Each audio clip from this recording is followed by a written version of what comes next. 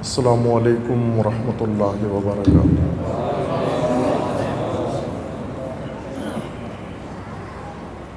اعوذ باللہ من الشیطان الرجیم، بسم اللہ الرحمن الرحیم۔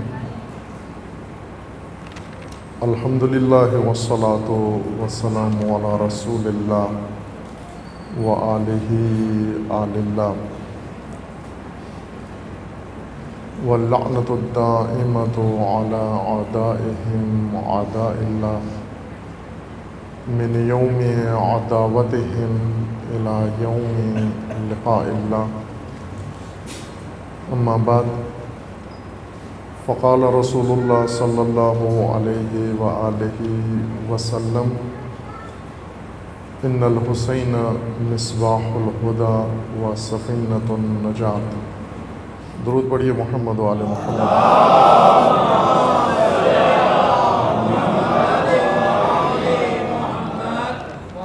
خداوند تبارک و تعالی تمام مومنین کو اپنے حفظ و امان میں محفوظ فرمائے۔ تمام مومنین کی حفظ و سلامتی کے لیے صلوات پڑھیے محمد و آل محمد۔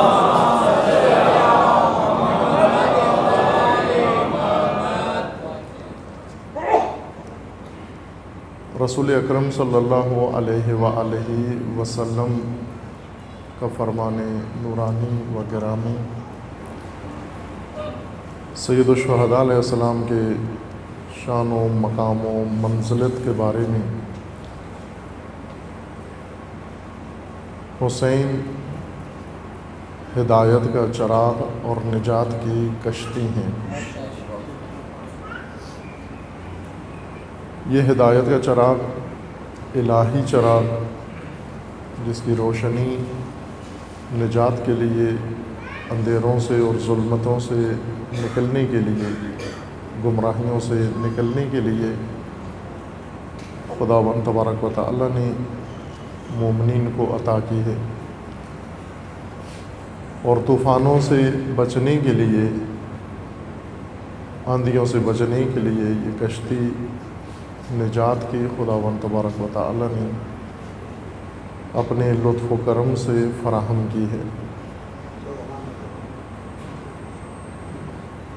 یہ جملہ صرف فضائل جس معنی میں ہمارے ذہن میں تصور ہے وہ نہیں ہے۔ فضائل کا تصور ہمارے ذہنوں کے اندر یہ ہوتا ہے کہ شاعرانہ کسی کی مدح کی جائے، ثنا کی جائے، ان کے اوصاف ذکر کیے جائیں۔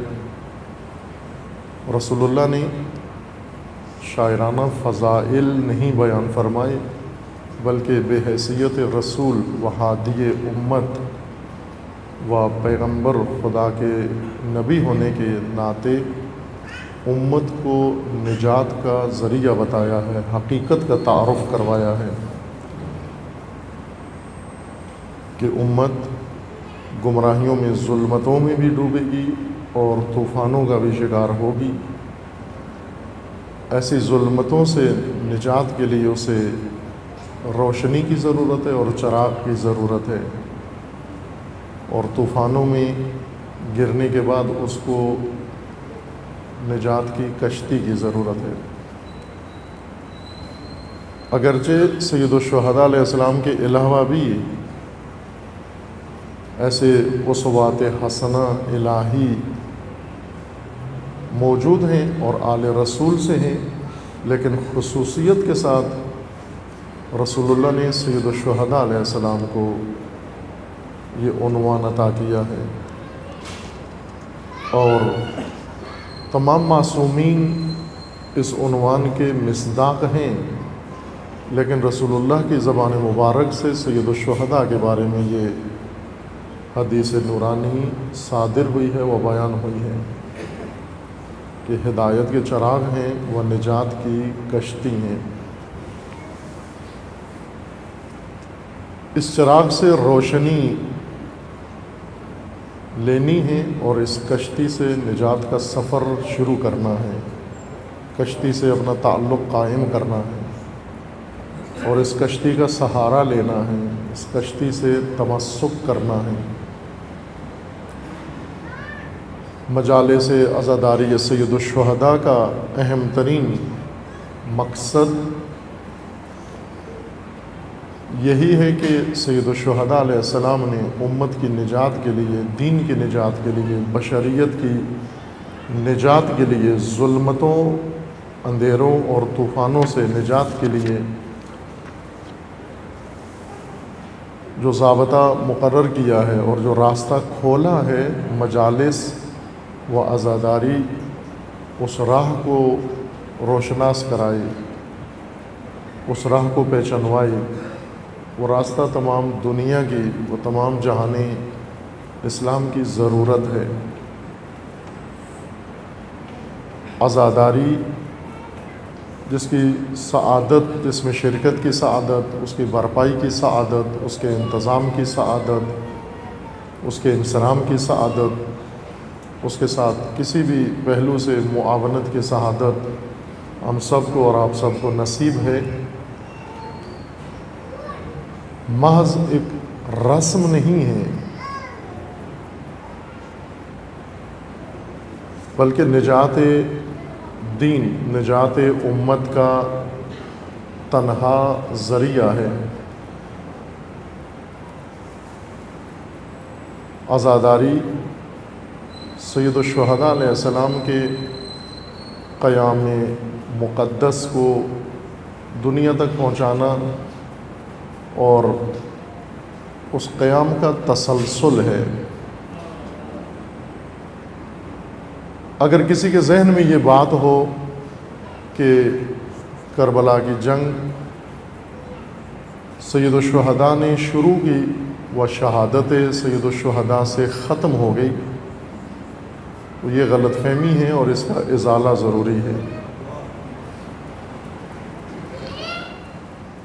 یہ جنگ حق و باطل پہلے سے ہے، سید الشہداء سے بھی پہلے سے ہے، لیکن یزیدیت کے خلاف جنگ اپنے زمانے کے فاسد و ظالم و ستمگر نظام کے خلاف نبرد کا آغاز سید الشہداء نے کیا ہے، لیکن اس کے اختتام کا اعلان نہیں کیا،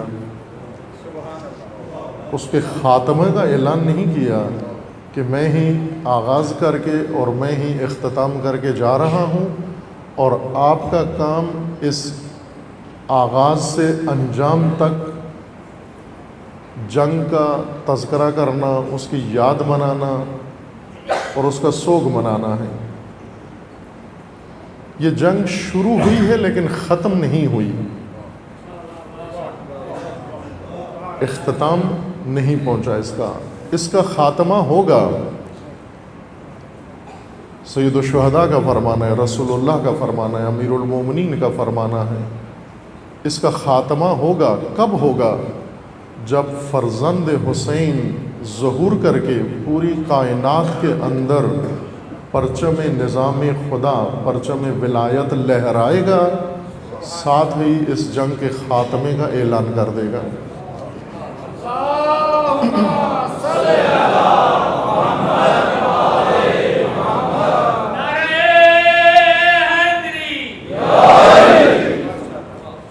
یہ جنگ شروع ہوئی ہے کربلا سے، ختم نہیں ہوئی۔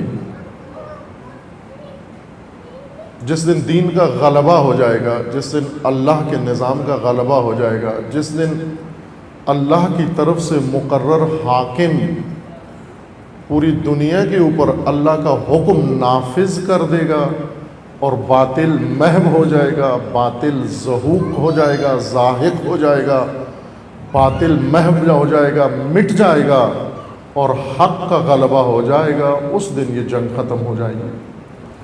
لیکن جب تک حق بھی ہے اور باطل ہے، اور جب تک باطل کا غلبہ ہے، یہ نبرد جاری ہے، یہ رزم جاری ہے۔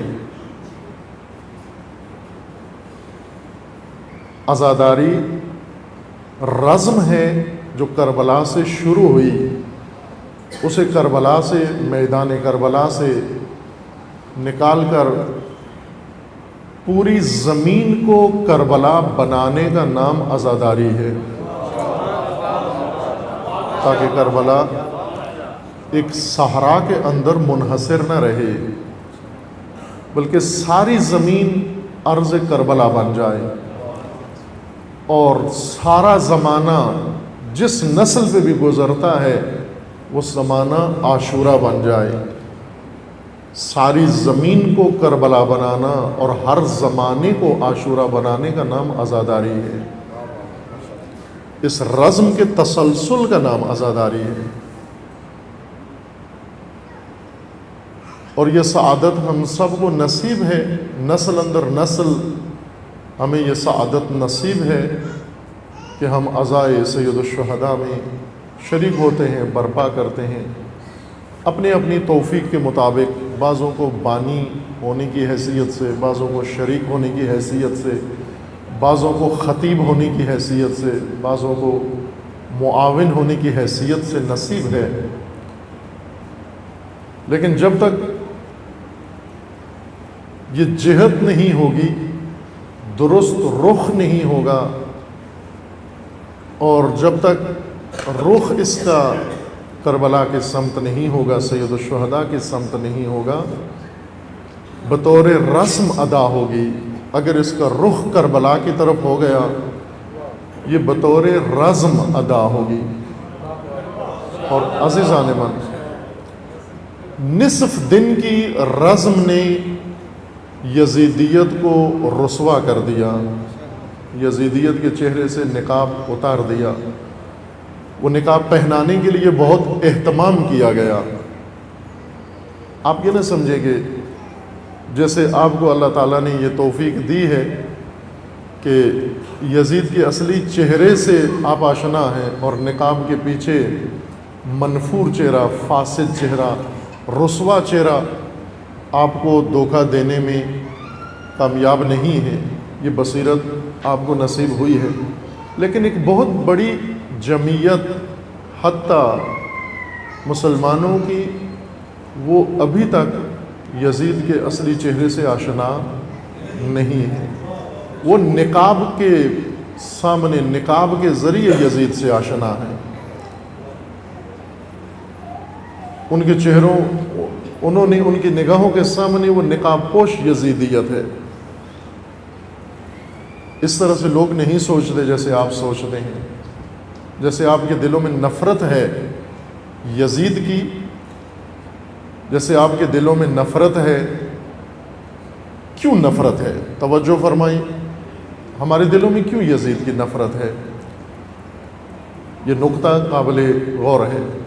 ایک اس سے مشابہ گفتگو، ملتی جلتی ایک گفتگو غم حسین کے عنوان سے گزشتہ سنوات میں، ایام عزا میں و دیگر مجالس میں نے مومنین کی خدمت میں عرض کی ہے. شاید حاضرین میں سے کچھ ایسے لوگ ہوں جنہوں نے اس گفتگو کو سنا ہو، اس عنوان سے کہ میں نے کی، ایک طالب علم نے گفتگو کی. یہ نہیں عرض کر رہا، بلکہ اس پہلو سے کہ آپ شاید اس پہلو سے غور کریں تو مجھ سے بہتر حقیقت تک آپ پہنچیں غم حسین کے نام سے. اور خلاصہ اس گفتگو کا یہ ہے کہ ہم جس کو غم حسین کہتے ہیں، اس میں ذرا غور کریں کہ یہ کس کا غم ہے. آیا واقعاً غم حسین ہے؟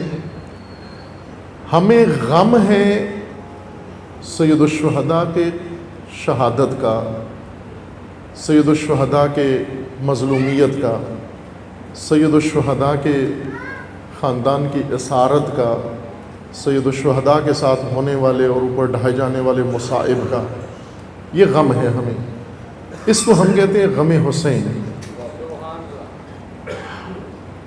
یہ ہمارا غم ہے امام حسین علیہ السلام کے بارے میں.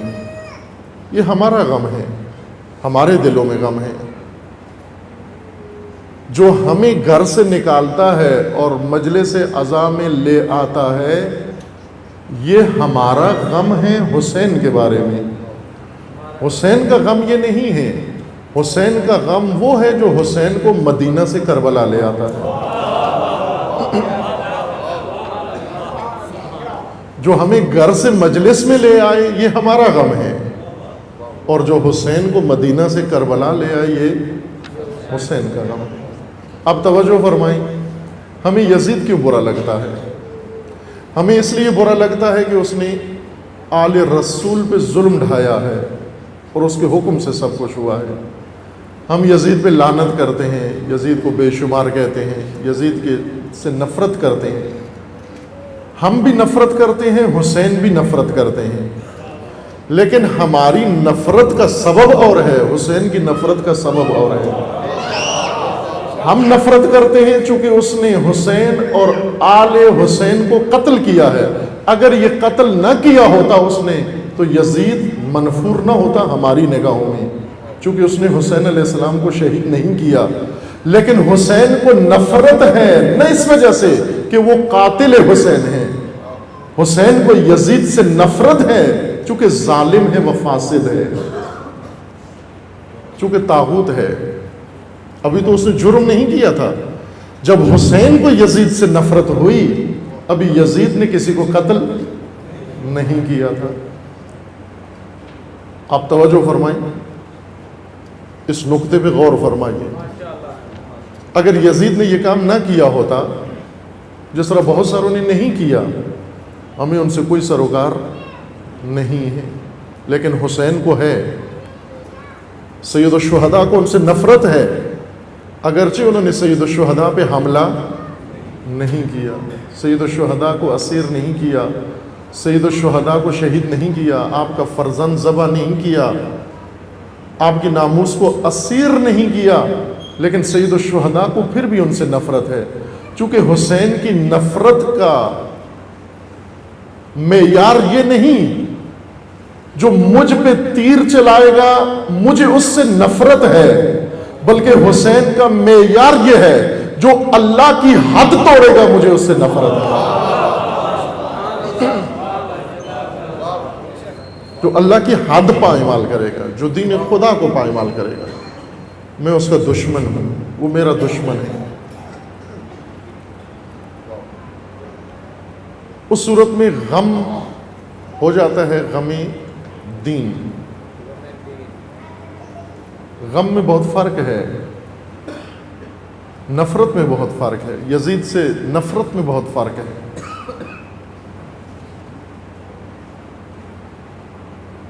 حسین چراغ ہدایت ہیں، ہماری ہر چیز کی ہدایت و جہت دے رہے ہیں، ہر چیز کو جہت دے رہے ہیں، آپ کی نفرت کو بھی جہت دے رہے ہیں، آپ کی محبت کو بھی جہت دے رہے ہیں۔ امام کا کام ہی یہی ہوتا ہے، جہت دینا،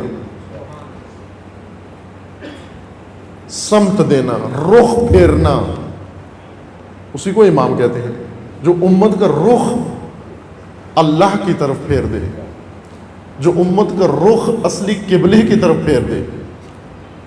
خداوند تبارک و تعالیٰ نے رسول اللہ کو بھی فرمایا، حضرت ابراہیم کو بھی فرمایا کہ آپ کا سب سے پہلا فریضہ اپنا رخ اللہ کی طرف کرنا ہے، رخ خدا کی طرف کرو۔ فَأَقِمْ وَجْهَكَ لِلدِّينِ حَنِيفًا، اپنا رخ سیدھا خدا کی جانب کر لو، دین کی جانب کر لو، اللہ کی جانب کر لو۔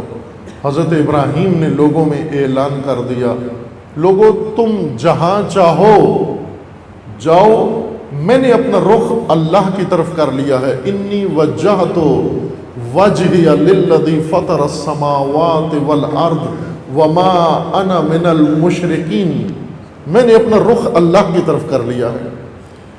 اگر تم میرے پیروکار ہو تو اپنا رخ ادھر کر لو جدھر میرا رخ ہے، جدھر میرا وجہ ہے۔ سید الشہداء علیہ السلام نے قیام مکہ کے دوران لوگوں کو آگاہ کیا، اپنا غم لوگوں کے دلوں میں ڈالنا چاہا، شریک غم بنانا چاہا۔ ابھی کربلا کا واقعہ نہیں ہوا، حسین کو کربلا کے بعد لوگ نہیں چاہیے، کربلا سے پہلے ساتھی چاہیے، کربلا کے لیے ساتھی چاہیے، عاشور کے لیے ساتھی چاہیے۔ اگر عاشور پہ نہ جائیں حسین کے ساتھ شامل نہ ہو، کربلا میں حسین کے ساتھ شامل نہ ہو، اور بعد از واقع کربلا آ جائیں حسین کے ساتھ شامل ہو جائیں، انہیں تو حسین نے نہیں مانگا تھا، کربلا کے لیے مانگا تھا۔ قرآن کریم میں خداوند تبارک و تعالیٰ نے دو طبقے ذکر فرمائے ہیں، ایک مومنین قبل از فتح مکہ اور مومنین بعد از فتح مکہ، ہے نا قرآن میں؟ قرآن تو الحمدللہ پڑھتے ہیں، آپ پڑھا کریں قرآن، چونکہ دین کی بنیاد رسول اللہ فرماتے ہیں میں میراث میں قرآن اور اہل بیت چھوڑ کے جا رہا ہوں، اور قرآن و اہل بیت مکمل مضمون بنتا ہے۔ قرآن اہل بیت کے علاوہ ہو بغیر ہو آدھا مضمون بنتا ہے، اور اہل بیت قرآن سے ہٹا کے کوئی دیکھے تو آدھا مضمون بنتا ہے۔ یہ مضمون پورا ہوتا ہے جب قرآن و اہل بیت کو ایک ساتھ رکھا جائے، ایک ساتھ رکھا جائے۔ قرآن میں خداوند تبارک و تعالیٰ نے کہا کہ وہ لوگ جو فتح مکہ سے پہلے اسلام لائے مومن ہوئے، اور وہ لوگ جو فتح مکہ کے بعد مومن ہوئے، ان کے درجوں میں فرق ہے، یہ ایک جیسے مومن نہیں ہے۔ کیوں ایک جیسے مومن نہیں ہے؟ چونکہ فتح مکہ سے پہلے، مکہ فتح ہونے سے پہلے، جیسے عام رائج تلفظ میں پاکستان میں فتح کہتے ہیں، میں بھی وہی تلفظ کروں تاکہ لوگ سمجھ میں آ جائے کہنا کیا چاہ رہا ہوں۔ اس اوقات فتح نہیں سمجھ میں آتے کیا کہہ رہے ہیں۔ فتح مکہ سے پہلے کچھ لوگ مسلمان ہوئے اور کچھ فتح مکہ کے بعد مسلمان ہوئے۔ معلوم ہے فتح مکہ کے بعد جو مسلمان ہوئے خود مکہ میں ہی اسی دن ہوئے جس دن مکہ فتح ہوا تھا۔ کون لوگ مسلمان ہوئے؟ وہی جو پہلے اسلام کے ساتھ لڑتے رہے، رسول اللہ کے ساتھ لڑتے رہے، لشکر کشی کرتے رہے، حملے کرتے رہے، راستے روکتے رہے۔ آج جب مغلوب ہو گئے، کمزور ہو گئے اور اسلام کی طاقت ان پر غالب آ گئی، رسول اللہ کی طاقت غالب آ گئی، تو آج اسلام قبول کر لیا، مسلمان ہو گئے۔ انہیں تانا نہیں دیا گیا کہ بھائی آج کیوں مسلمان ہو رہے ہو، باہر کے انہیں بھی کہا گیا ٹھیک ہے آپ بھی مسلمان ہو جاؤ، آ گئے۔ لیکن ہرگز ان کا درجہ ان لوگوں والا نہیں ہے جو فتح مکہ سے پہلے مسلمان ہوئے ہیں، چونکہ فتح مکہ سے پہلے جو مسلمان ہوئے ہیں انہوں نے اسلام سے لیا نہیں بلکہ اسلام کی نصرت کی ہے، وہ انصار اسلام کہلائے ہیں، انہوں نے اسلام کی مدد کی ہے۔ لیکن جو فتح مکہ کے بعد مسلمان ہوئے ہیں انہوں نے اسلام سے لیا ہے، اسلام کا بیت المال دیکھا تو مسلمان ہو گئے، اسلام کا پیغام دیکھ کر مسلمان نہیں ہوئے، رسول اللہ کے معجزے دیکھ کر مسلمان نہیں ہوئے، بیت المال میں رکھا ہوا سونا دیکھ کر، اس کی چمک دیکھ کر اور سکوں کی چھنکار دیکھ کر مسلمان ہو گئے کہ بھائی اب اسلام لانے میں فائدہ ہے، لہٰذا مفاد دیکھ کر مسلمان ہو گئے۔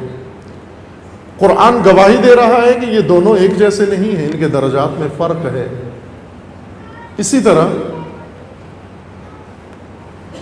وہ مومنین جو کربلا سے پہلے حسین کے ناصر بنے، عاشور سے پہلے ناصران حسین بنے، اور وہ جو عاشور کے بعد کربلا پہنچے، ان میں بڑا فرق ہے، بہت فرق ہے، بہت فرق ہے۔ جو پہلے پہنچے کربلا میں جان ہتھیلی پہ رکھ کر، سر ہاتھ پہ رکھ کر حسین کی بارگاہ میں پیش کر دیا، یہ سر آپ کا صدقہ ہے، یہ سر آپ کی خدمت میں ہے، یہ سر اللہ کی راہ میں ہم نے قربان کر دیا ہے۔ سید الشہداء نے شب عاشور چراغ بجھا کے انہیں واپس بھی بھیجنا چاہا لیکن وہاں سے نکلے نہیں، لیکن بعد از عاشور بھی لوگ آئے، بعد از کربلا بھی لوگ آئے۔ یہ کیوں آئے؟ اظہار ہمدردی کے لیے، پرسہ دینے کے لیے، تسلیت و تسلی کے لیے، اپنی خفت مٹانے کے لیے، یہ بعد میں آئے۔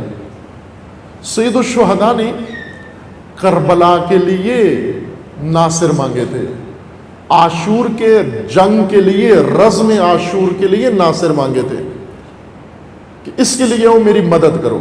مکہ میں قیام کے دوران سید الشہداء نے مدینہ سے جب نکلے، پہلے مدینہ میں بہت کم وقت، قیام کے بعد کم وقت مدینہ میں گزارا، تھوڑا سا وقت، ایک شب، وہ پوری شب لوگوں کو دعوت میں گزاری، خصوصاً بنو ہاشم کو، چونکہ بنو ہاشم زیادہ مدینہ میں آباد تھے۔ بنو ہاشم کی کئی شاخیں تھیں، ان سب کو سید الشہداء نے الگ الگ دعوت دی، ان کے سرکردہ لوگوں کو، حتیٰ خواتین بنو ہاشم کو الگ دعوت دی۔ اور آخر میں اتمام حجت کرتے ہوئے سید الشہداء نے ایک جملے کا خط بنو ہاشم کے نام لکھا مدینہ سے نکلتے ہوئے، میں جا رہا ہوں، آپ کو دعوت دیتا ہوں، میرے ساتھ شامل ہو جاؤ، میری مدد کے لیے آ جاؤ، جو آئے گا مارا جائے گا، جو رہ جائے گا کبھی بھی عزت نہیں پائے گا۔ اتنا مختصر سا خط لکھ کر چھوڑ کے مدینہ سے نکل گئے اور مکہ آ گئے۔ 4 مہینے کے لگ بھگ امام مکہ میں رہے۔ 3 شعبان 60 ہجری سے لے کر 8 ذی الحجہ 60 ہجری تک امام مکہ میں رہے۔ 4 ماہ اور کچھ دن بنتے ہیں۔ 4 ماہ صبح و شام امام لوگوں کو پیغام دیتے رہے، چونکہ مکہ حجاج کا مرکز تھا، حرم خدا تھا، سال بھر اس میں دیندار لوگ آتے جاتے رہتے ہیں، اور خصوصاً حج کے موقع پر آنے والے حاجیوں کو امام نے انتظار کیا کہ سارے حاجی آ جائیں اور اس وقت میں ان کے اوپر اتمام حجت کر دوں۔ 8 ذی الحجہ کو جس حاجی نے آنا ہوتا ہے اس دن تک آ جاتا ہے، چونکہ 8 کے بعد اگر کوئی مکہ آیا تو وہ حج میں شامل نہیں ہو سکتا، چونکہ 9 ذی الحجہ سے باقاعدہ حج اکبر شروع ہو جاتا ہے، اور 8 سے حجاج مکہ سے نکل جاتے ہیں حج کے مواقف کی طرف، عرفہ، منا اور مزدلفہ کی جانب۔ لہٰذا 8 ذی الحجہ تک امام تشریف فرما رہے مکہ کے اندر، اور اپنا آخری پیغام دے کر 8 ذی الحجہ کو مکہ سے بھی خارج ہو گئے۔ لیکن یہ جتنا عرصہ مکہ میں گزارا، صبح و شام اوقات نماز میں اور اوقات نماز کے علاوہ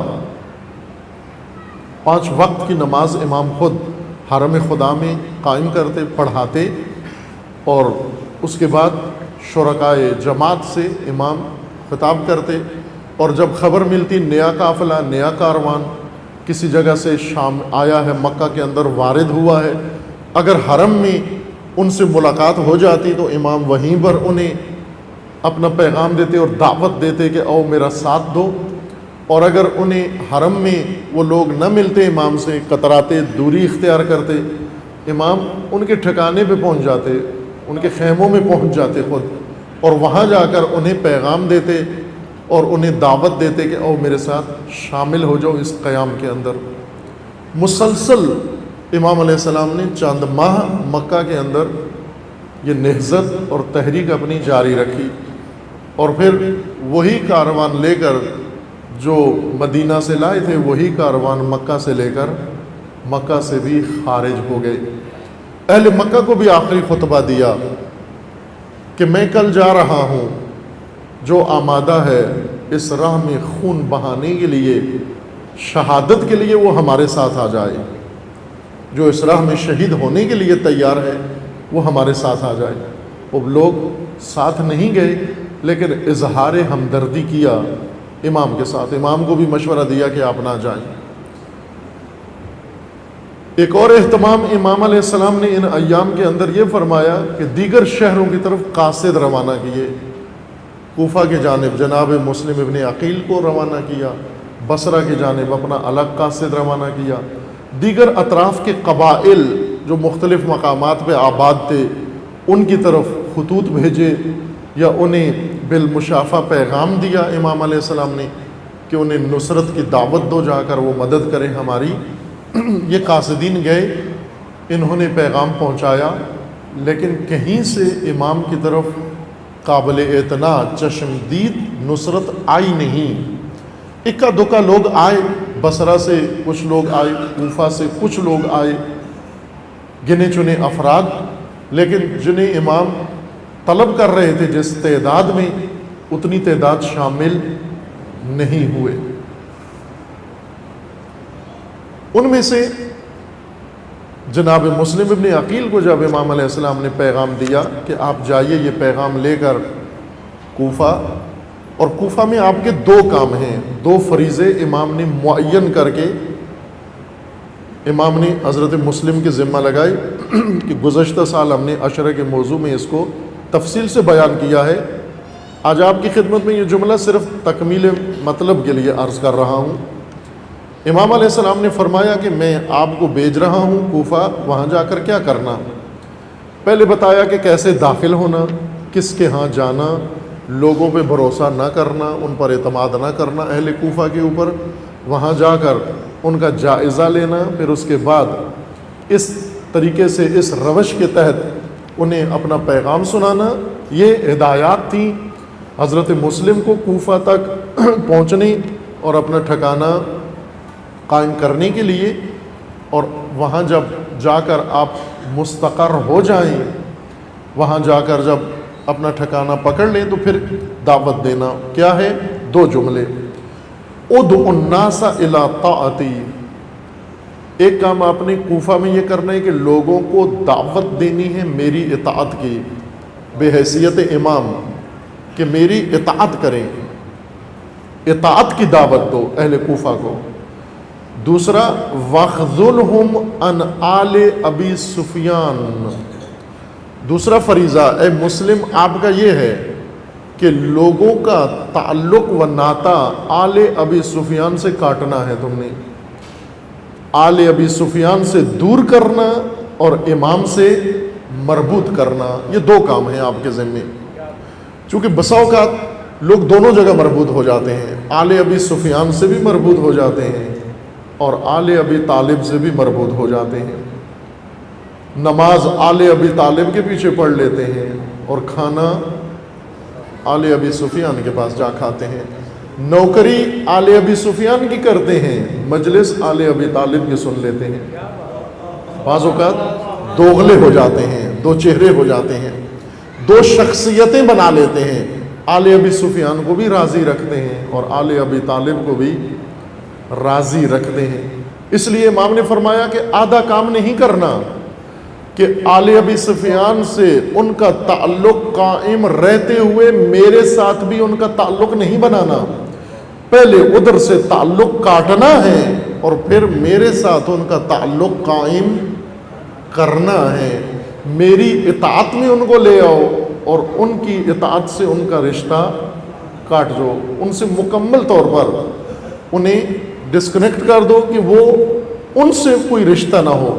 فَإِنْ رَأَيْتَ النَّاسَ مُجْتَمِعِينَ عَلَى بَيْعَتِي، اگر تم نے دیکھا کہ میری بیعت پر لوگوں نے اجتماع کر لیا ہے، اتفاق کر لیا ہے، فَأَجِّلْ لِي بِالْخَبَرِ، جلدی مجھے باخبر کرنا، حَتَّى أَعْمَلَ عَلَى حَسَبِ ذَلِكَ انشاءاللہ تعالی، اور اس خبر کے بعد میں جلدی اپنا منصوبہ بنا کے اور اس کے مطابق میں بھی چل پڑوں گا۔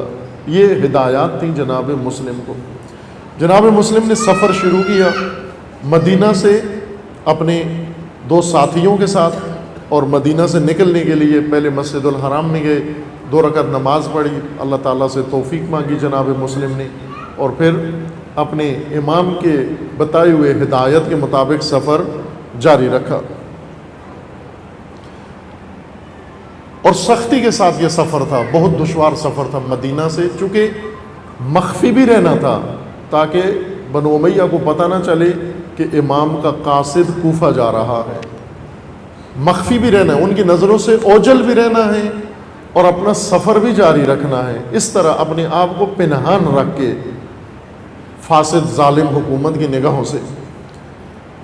اور جناب مسلم نے ایسا ہی کیا، اس طرح سے سفر رکھا کہ متوجہ کوئی نہ ہونے پائے کہ کون ہے اور کدھر جا رہا ہے، یہ نہیں معلوم ہونے دیا، بلکہ جو بھی ملتا راستے میں پوچھتے کہاں جانا ہے تو قریب والی آبادی کا بتا دیتے کہ وہاں تک جانا ہے، چونکہ وہاں تو جانا ہی جانا تھا۔ جیسے آپ اگر مخفی سفر کر رہے ہیں یہاں سے اسلام آباد کا، اگر لاہور سے نکلتے ہیں آپ کو کوئی پوچھتا ہے بھائی کہاں جا رہے ہیں تو آپ کہتے ہیں ہم شیخو پورہ جا رہے ہیں، چونکہ شیخو پورہ تو جانا ہی جانا ہے آپ کو۔ شیخو پورہ پہنچ کے آپ آگے بڑھیں، کہاں جا رہے ہیں؟ کہیں جی گجرانوالا جا رہے ہیں، چونکہ گجرانوالا تو جانا ہی جانا ہے آپ کو، وہاں سے گزرنا ہے آپ کو، جھوٹ بھی نہیں ہے، لیکن یہ نہیں بتانا کہ ہم اسلام آباد جا رہے ہیں۔ اب حضرت مسلم اسی طرح اول تو اپنی پہچان چھپائی کہ یہ نہ پتہ چلے کون ہے، اپنے ساتھ 2 ساتھی میں لائے اور انہیں لے کر روانہ ہوئے، 2 رہنما جو صحرائی راستوں سے آشنا تھے۔ راستے میں مشکلات زیادہ ہوئیں اور امام کے جو صحرائی راستہ بتانے والے کھوجی تھے، جو راستے تشخیص دیتے ہیں صحرائی راستے، یہ دونوں سفر کی شدت سے اور پیاس سے فوت ہو گئے، مر گئے یہ دونوں راستے کے اندر۔ یہ کرائے کے لوگ ہوتے ہیں، آپ کہیں جی جس طرح ٹرانسپورٹر ہوتے ہیں، رکشے والا ہے جی مجھے آپ نے پیسے دیے آپ کو لے جائے گا، دوسرے نے پیسے دیے اسے لے جائے گا۔ اگر آپ اسے پیسے دیں مجھے مجلس میں لے جاؤ، وہ آپ کو پیسے لے کے مجلس میں لے آئے گا۔ اگر دوسرا خدا نخواستہ اس کو کہتا ہے آ کر جی مجھے لے جاؤ مجلس میں لے جاؤ، لیکن مجلس میں نے تقریب کرنی ہے، اسے بھی پیسے لے کے وہاں ہی آ کر چھوڑ دیتا ہے۔ یہ کرائے کے لوگ خوب اپنی سروسز دیتے ہیں، خدمات دیتے ہیں، انہیں سروکار نہیں ہوتا آپ نے کہاں جانا ہے کہاں نہیں جانا، کیا کرنا ہے کیا نہیں کرنا۔ انہیں آپ فیس دیں، آپ کو جو جہاں کہیں جانا چاہتے ہیں آپ لے جائیں گے، آپ کو پہنچا دیں گے۔ فیس والا طبقہ اس کو کوئی سروکار نہیں آپ نے کہاں جانا ہے، انہیں سروکار فیس سے ہوتی ہے۔ نہ آپ کی دین سے سروکار ہے، نہ آپ کی دنیا سے سروکار ہے، نہ آپ کی جنت سے سروکار ہے، نہ آپ کی جہنم سے سروکار ہے، نہ آپ کے دکھ کا انہیں کوئی سروکار ہے، نہ آپ کی خوشی سے انہیں کوئی سروکار ہے۔ ان کا ہم و غم فیس ہے، پیسہ ہے، پیسہ دو انہیں تو وہ التماس سے دعا کر کے چلے گئے اللہ بھلا کرے تیرا۔ اگر پیسہ نہیں دیا تو باقی ساری گفتگو آپ ہی کے بارے میں ہوگی ممبروں کے اوپر، اگر آپ نے پیسہ نہیں دیا۔ وہ کتنے لوگ ہیں شر سے بچنے کے لیے یہ پیسہ دے دیتے ہیں۔ ایک روایت کے اندر بھی ہے کہ سب سے برا مہمان وہ ہے جس کے ڈر سے میزبان تکلف میں پڑ جائے، جو بے عزت کرتا ہے جا کر باہر۔ وہ جی گئے تھے ہم نے ممبر پہ ہی کہہ دیتے ہیں آلو کھلائے اس نے، سر کیوں نہیں لگ رہی؟ کہتے ہیں اس لیے کہ بانی نے آلو کھلائے۔ مومن کی عزت ہے، خیال رکھو، اگر نہیں تھا اس کے پاس چوزا نہیں تھا، نہیں پکایا، مٹن نہیں ملا اس کو، ناغا تھا، تو جو کھلایا اسی پہ شکر خدا کرو، اس کی حتک نہ کرو، اسے لوگوں کے سامنے رسوا نہ کرو۔ یہی کافی ہے کہ اس نے آپ کو دعوت دے دی، بلا لیا۔ باہر گئے، فیس والوں کو کوئی سروکار نہیں ہوتا۔ ایک اور رینٹل امام حسین علیہ السلام نے کرائے پہ اس کے اونٹ لیے اور گھوڑے مکہ سے لیے اور کربلا تک یہ امام کے ساتھ رہا، عصر عاشور تک امام کے ساتھ رہا اور آخر تک بیٹھا رہا۔ جب اس نے دیکھا کہ اب امام آخر میں خود شہادت کے لیے جا رہے ہیں، تیاریاں کر رہے ہیں، اس وقت آخر میں عصر کے وقت امام کے پاس آیا، اور جب مقتل سارا لاشوں سے بھرا ہوا تھا اور امام کے علاوہ کوئی بھی نہیں بچا تھا اور سید ساجدین تھے، اس وقت یہ امام کے پاس آیا اور کہنے لگا حضور اب تو آپ بھی جانے والے ہیں، میرا رہنا اب آپ کے لیے مفید نہیں ہے، تو مہربانی کریں کہ اونٹوں کا کرایہ مجھے دے دیں تاکہ میں تو واپس جاؤں، اپنے گھر پہنچوں۔ امام نے اسے بلایا اور اسے کرایہ جتنا طے کیا تھا اس سے زیادہ دیا، فیس دی اس کو، اور دے کر اسے راستہ بھی بتایا کہ اس راستے سے نکل جاؤ اور امن سے صحرا سے نکل جاؤ گے، صحرائے کربلا سے، اور نکل گیا یہ باری فیس لے کر، اونٹ اور گھوڑے اپنے لے کر امام کو تنہا چھوڑ کے اس راستے سے، امام کے بتائے ہوئے راستے سے نکل گیا اور کربلا سے بہت دور چلا گیا، کسی اور علاقے میں چلا گیا۔ وہاں کسی نخلستان سے گزر رہا تھا، ڈاکوؤں نے اس کو گھیر لیا، اونٹ اور گھوڑے بھی چھین لیے، پیسے بھی لے لیے، قتل بھی کر دیا اس کو، وہاں مارا بھی گیا۔ اب ہوتا ہے ایسے، اس سے کوئی سروکار نہیں تھا، سید الشہداء ہیں، اکیلے رہ گئے ہیں، آل رسول ہے، خاندان آل رسول ہے، کرائے پہ آیا ہوا تھا، فیس تھی اس کی، گھوڑوں کی بنتی تھی، مجھے دے دو، میرے گھوڑے کی فیس دے دو، آپ اپنا کام کرو، میں اپنا کام کرتا ہوں. یہ نہ ہو جائے کہ آپ شہید ہو جائیں، بعد میں میرا کرایہ دینے والا بھی کوئی نہ ملے یہاں پر. یہ دونوں ساتھی جو حضرت مسلم نے چنے تھے، یہ دونوں وفات پا گئے راستے میں سختی کی وجہ سے. وہاں سے جناب مسلم نے ان کے وفات کے بعد امام علیہ السلام کو خط لکھا، ایک قاصد کے ذریعے واپس مکہ خط بھیجا، اور اس خط میں استعفیٰ لکھ دیا اپنا حضرت مسلم نے، یعنی کہ مجھے اس ماموریت سے معاف کر دیں آپ. تفصیلی مضمون میں عرض کیا کہ گزشتہ سال عشرہ محرم میں پڑھ چکا ہوں اسی مطلب کا، یہاں صرف اشارہ کرنا ہے، وہ نقطہ جو آپ کی خدمت میں عرض کرنا ہے اس کی خاطر یہ مطلب عرض کر رہا ہوں.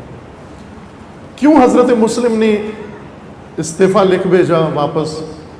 اس لیے کہ معلوم تھا کہ امام کے قیام کا دار و مدار مجھ پر ہے، میرے کوفہ پہنچنے پر ہے، میری ماموریت پر ہے.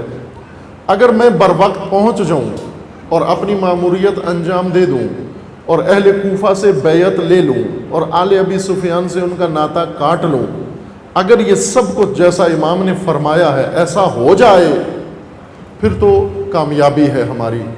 لیکن اگر مجھ سے نہ ہو سکا، اگر میں نہ پہنچ سکا کوفہ پہنچ کر کوفہ والوں کی بیعت نہ لے سکا، اگر کوفہ والوں کی بیعت لے کر ان کا ناطہ آل ابی سفیان سے نہ توڑ سکا، تو اس وقت امام نے جو کچھ سوچا ہوا ہے، جو منصوبہ ہے امام کا، وہ ممکن ہے میری وجہ سے شکست کھا جائے. اس لیے امام کو لکھ بھیجا راستے سے استعفیٰ کہ آپ میری جگہ کسی اور کو مامور بنا دیں. شاید یہ نہ ہو جائے کہ میری وجہ سے، چونکہ راستے کے دشواریاں بتاتی ہیں کہ معلوم نہیں میں پہنچ پاؤں گا یا نہیں. یہ خط لکھا، الفاظ یہ ہیں جناب مسلم ابن عقیل کے الفاظ یہ ہیں. اما بعد، یہ خط ہے حضرت مسلم ابن عقیل نے لکھا، قیس ابن مساحر سیداوی کو لکھ کر دیا، قیس ابن مساحر کو لکھ کر دیا کہ میرا خط امام حسین علیہ السلام تک لے جاؤ. قیس ابن مساحر سیداوی یہ خط لے کر امام کے پاس آئے. خط کا مضمون یہ ہے حضرت مسلم کے خط کا. اما بعد یعنی حمد و ثنا اور تعریف خدا کے بعد، فَإِنِّي أَقْبَلْتُ مِنَ الْمَدِينَةِ مَعِي دَلِيلَانِ لِي، آپ کے فرمان پر میں مدینہ سے نکلا دو رہنما لے کر، رہنما یعنی راستہ بتانے والے، کھوجی دو لے کر نکلا.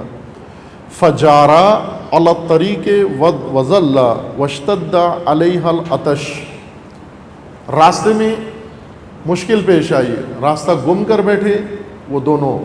ظاہر حضرت مسلم بھی انہی کے ساتھ تھے جدھر وہ لے جا رہے تھے. راستہ ان سے گم ہو گیا، نتیجہ یہ ہوا کہ ان پر شدت عطش کی، پیاس کی غالب آئی اور وہ دونوں وہاں پر ان کی موت ہو گئی. فلم یلبثا ان ماتا، وہ فوت ہو گئے. وَأَقْبَلْنَا حَتَّى انتہینا إِلَى الْمَاء، ہمارے پاس بھی پانی نہیں تھا، ان کے پاس بھی نہیں تھا، لیکن وہ عطش برداشت نہیں کر سکے.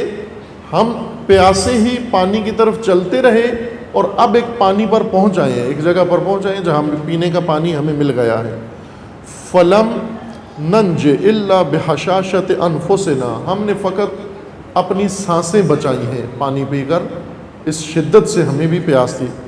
وذالک الماء بمکان ید المضیق من بطن الخبیت، کہ بتایا کہ یہ کہاں ہے، اس جگہ کا نام بتایا کہ یہ فلاں جگہ ہے جہاں پر یہ پانی ہمیں ملا اور ہم نے جان بچائی. وہ دونوں پانی نہ ملنے کی وجہ سے پہلے ہی وفات پا گئے. وقد تطیرت من وجہ ھذا، اور اس واقعے سے اب میرے دل میں یہ سوچ آ گئی ہے کہ کہیں ایسا نہ ہو کہ آگے چل کر میں بھی کسی ایسے حادثے کا شکار ہو جاؤں اور کوفہ نہ پہنچ پاؤں اور آپ کا پیغام میرے وجہ سے نہ پہنچ سکے، اور اس طرح آپ مکہ میں منتظر رہیں اور یہ ماموریت میری انجام نہ پائے۔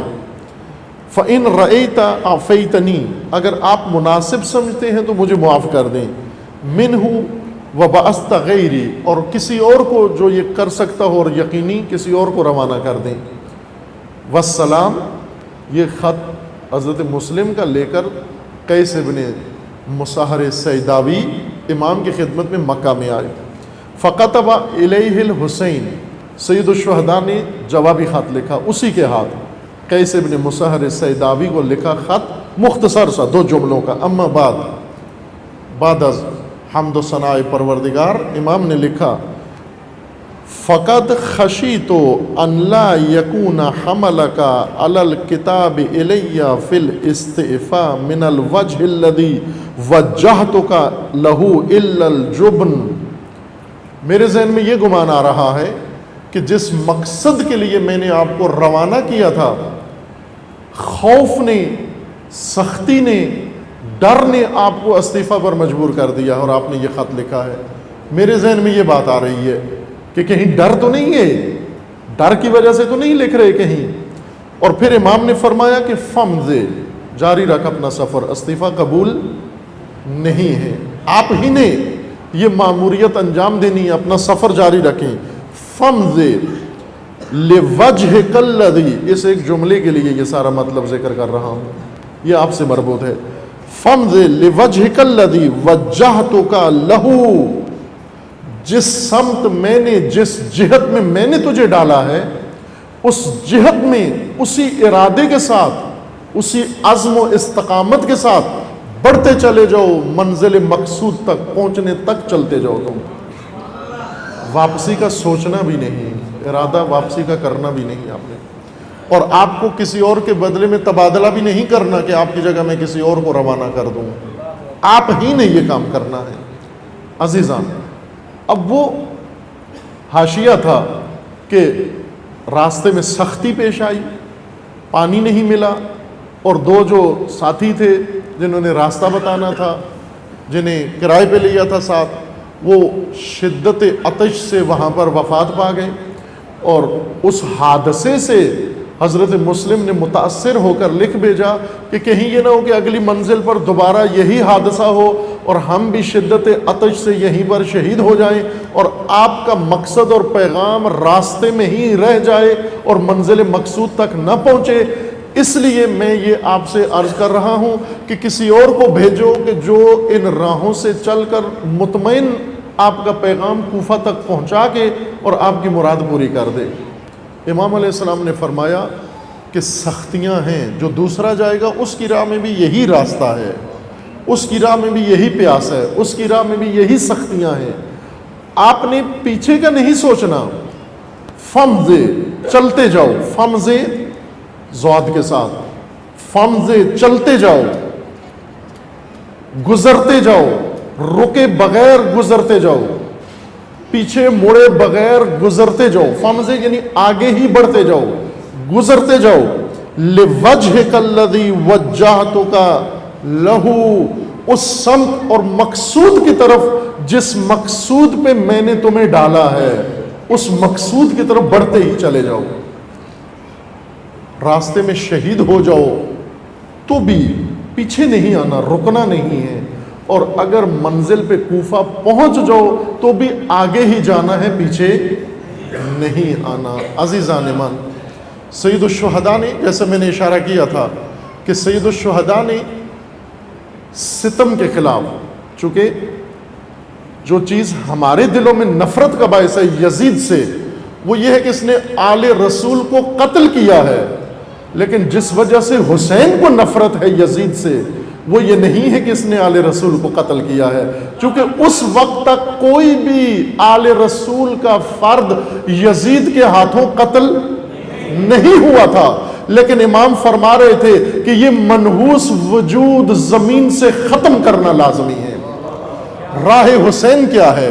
راہ حسین یہ ہے کہ جس دلیل سے حسین یزیدیت کا خاتمہ چاہتے ہیں، عزادار اسی دلیل سے یزیدیت کا خاتمہ چاہتے ہیں، جس دلیل سے حسین خاتمہ چاہتے ہیں۔ عزاداری یہ نہیں ہے کہ فقط قتل حسین کا مجرم ہے یزید۔ حسین فرماتے ہیں میرے قتل سے پہلے مجرم ہے، یہ دین خدا کا مجرم ہے، یہ اللہ کا مجرم ہے، یہ رسول اللہ کا مجرم ہے، یہ تمام انبیاء کا مجرم ہے، یہ تمام بشریت کا مجرم ہے۔ کیوں کہ فاسد ہے، ظالم ہے، ستمگر ہے، شارب الخمر ہے، قاتل النفس المحرمہ ہے۔ یہ دلائل ہیں جس دلائل سے اس کو نہیں ہونا چاہیے، اور یزید کو ختم کرنا اتنا اہم ہے۔ عزیز من توجہ فرمانا، امام خمینی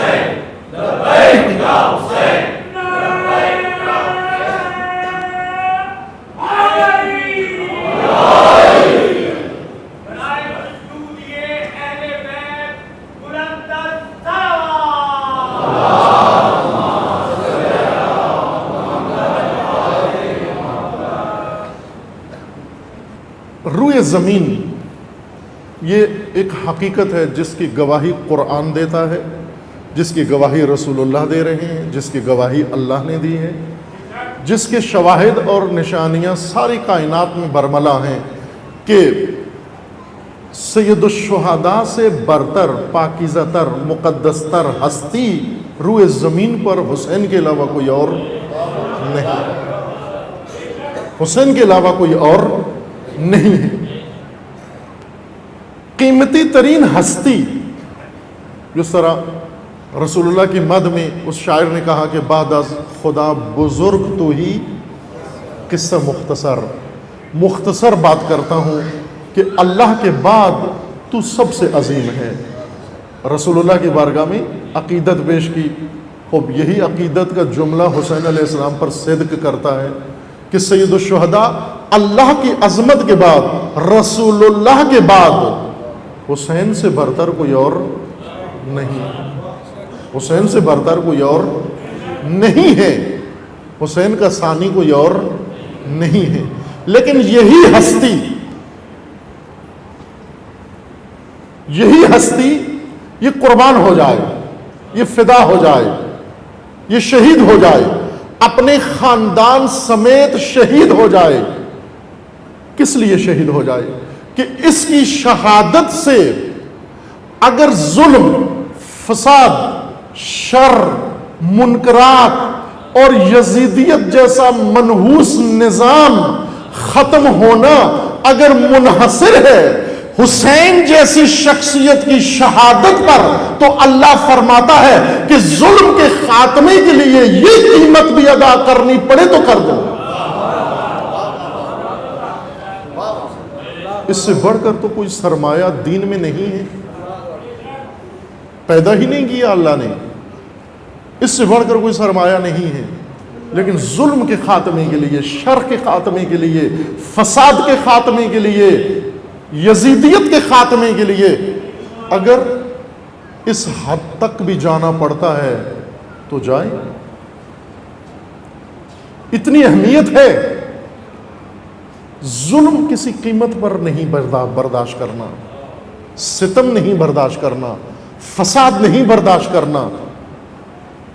حسین نے یہ جنگ شروع کی یزید کے خلاف، یزید کے خلاف اس کے نسب کی وجہ سے تو نہیں کی جنگ، اس کے نسب کی وجہ سے جنگ نہیں کی، کیونکہ نسب کی وجہ سے جنگ کرنا ہوتی تو یزید کے باپ کے خلاف جنگ زیادہ حق بنتا تھا کہ یزید کے باپ کے خلاف جنگ کی جائے۔ سید الشہداء نے 20 سالہ اس کے دور حکومت میں اس کو تحمل کیا، لیکن اس کے خلاف جنگ نہیں کی، اس کی طرف سے ہر چیز مشاہدہ کی، جنگ نہیں کی۔ وجہ بھی بیان کی کہ کیوں نہیں کی۔ سید الشہداء فرماتے ہیں بنتی ہے جنگ، جواز ہے جنگ کا، لیکن ساتھ ایک پابندی بھی ہے اس عہد کی جو امام حسن نے کیا تھا، اس عہد کی پابندی بھی ہے ساتھ۔ اس عہد کی پابندی کی وجہ سے میں نے وہ عہد توڑنا نہیں ہے، چونکہ اللہ فرماتا ہے جب اپنا عہد کرو تو اس عہد پر جان بھی دینی پڑ جائے، عہد مت توڑنا تم۔ یہ نہ ہو جائے اقتدار کی خاطر اقدار پائمال نہ کرنا۔ حکومت اقتدار کا نام ہے، عہد اقدار کا نام ہے۔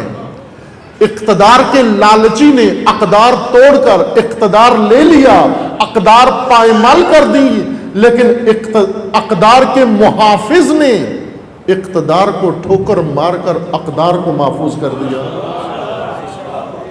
اقدار کو محفوظ کر لیا۔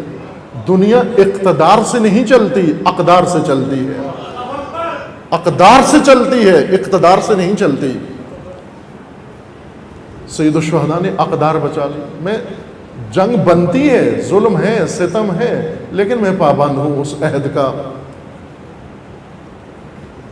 یزید کے خلاف کوئی عہد نہیں ہے، بلکہ عہد شکنی ہے، عہد ادھر سے ٹوٹ گیا، اب اس کو برداشت نہیں کرنا۔ یزید کو کیوں برداشت نہیں کرنا؟ نہ اس کے نسب کی وجہ سے، بلکہ اس کے فساد کی وجہ سے، اس کے ظلم کی وجہ سے، اس کے ستم کی وجہ سے، اس کی نااہلی کی وجہ سے، اس کی طغیان کی وجہ سے، اس کی ہوس رانی کی وجہ سے، اس کی شہوت رانی کی وجہ سے۔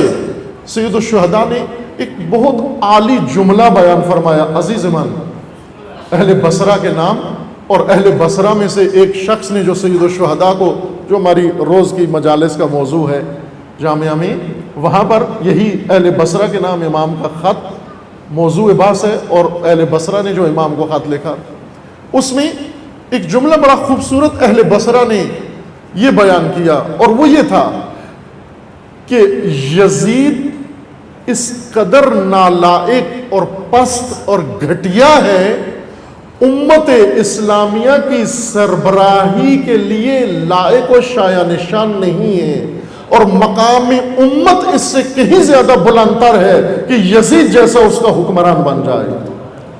عزت امت اسلامیہ، عزت نفس امت اسلامیہ کی یہ پائمال ہوتی ہے اگر یزید حکمران بن جائے۔ یزید کی حکمرانی سے حدود خدا پائمال ہوتی ہیں۔ سید الشہداء کو توجہ فرمائیں، یہ مارکہ کربلا بڑا عجیب مارکہ، ایک جنگ نہیں تھی، حسین ایک آن میں، آن واحد میں، بیک وقت ایک نہیں کئی محاذوں پر جنگ کر رہے تھے۔ عمر سعد کے خلاف ایک محاذ تھا،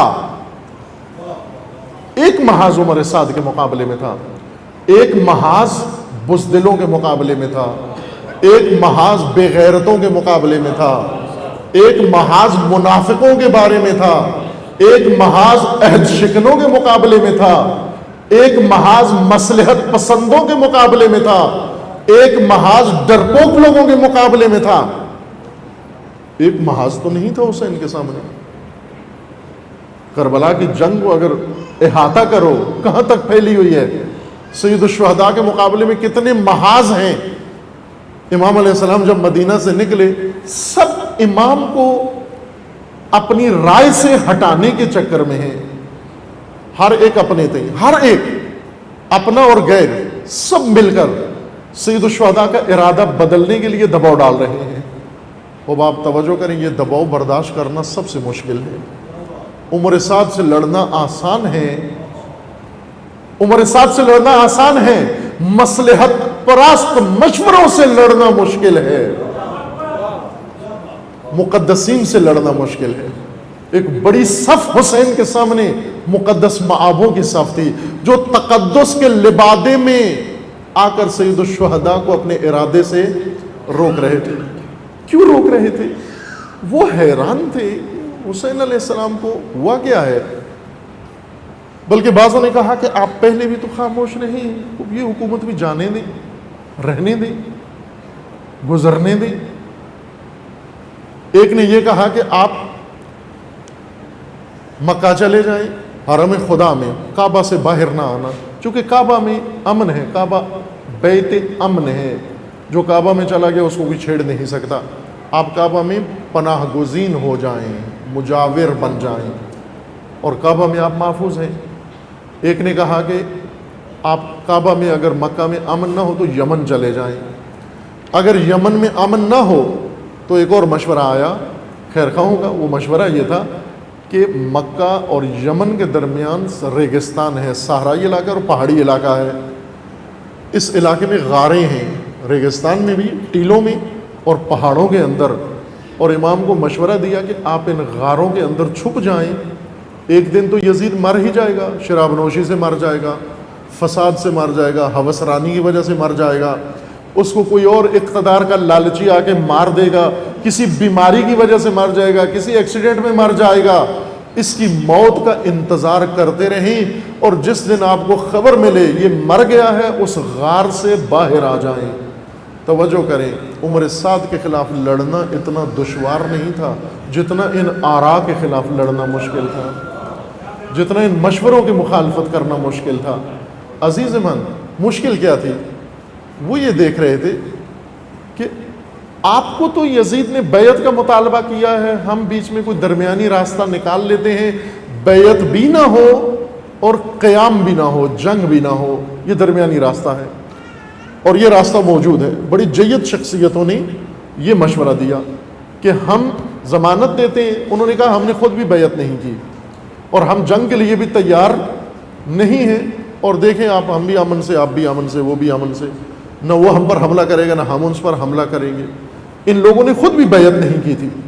امام سے کہا کہ ہم آپ کو بھی وہی راستہ بتاتے ہیں، آپ اپنے گھر میں رہیے، آپ ان کو نہ چھیڑیں گے، آپ کو نہیں چھیڑیں گے، آپ بیعت بھی نہیں کریں گے اور جنگ بھی نہیں کریں گے. یہ اہم نقطہ تھا.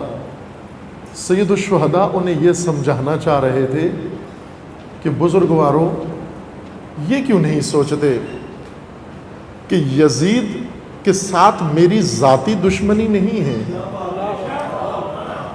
یزید میرے خاندان کا دشمن ہے، لیکن میں خاندان کا انتقام یزید سے نہیں لینا چاہتا. کیوں؟ کہ میرے نانا نے یزید کی دادی کو معاف کر دیا، انتقام نہیں لیا. اس نے سید الشہداء کا جگر چبایا تھا. اگر انتقام لینا ہوتا تو میرا نانا یزید کی دادی سے انتقام لے لیتا، ہند جگر خارا سے انتقام لے لیتا. اس نے بہت بڑا ظلم کیا جنگ احد میں.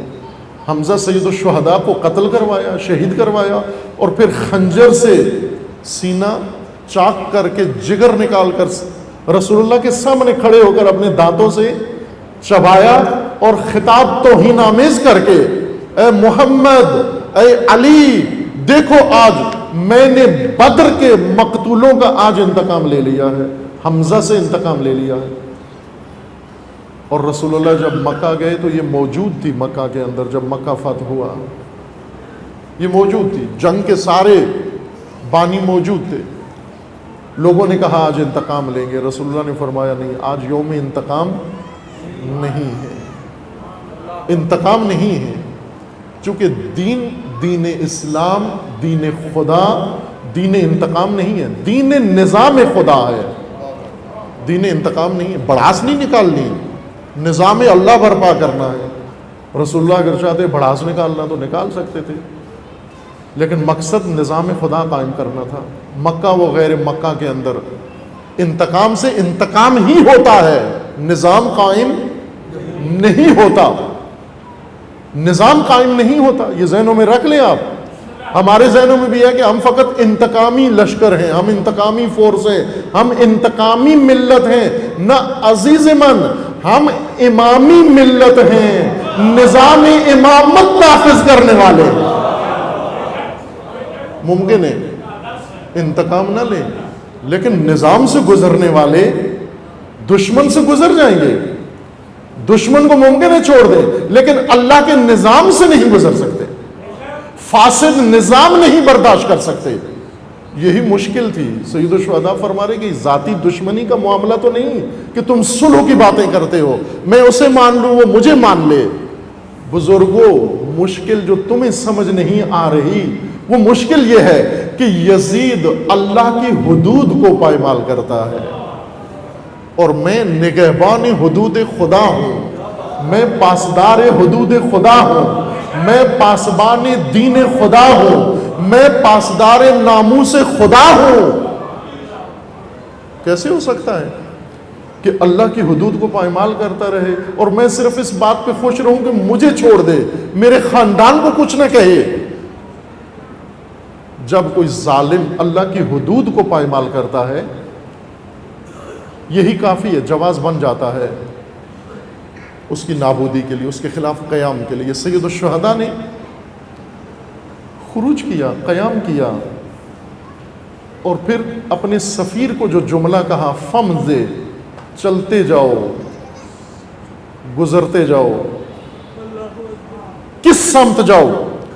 فمض لوجہک الذی وجہتک لہ۔ قرآن کے آداب میں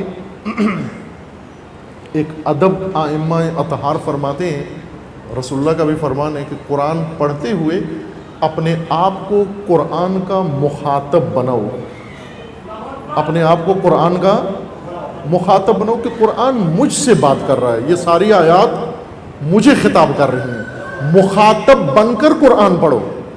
عزیز من، یہی ادب اہل بیت کا بھی ہے۔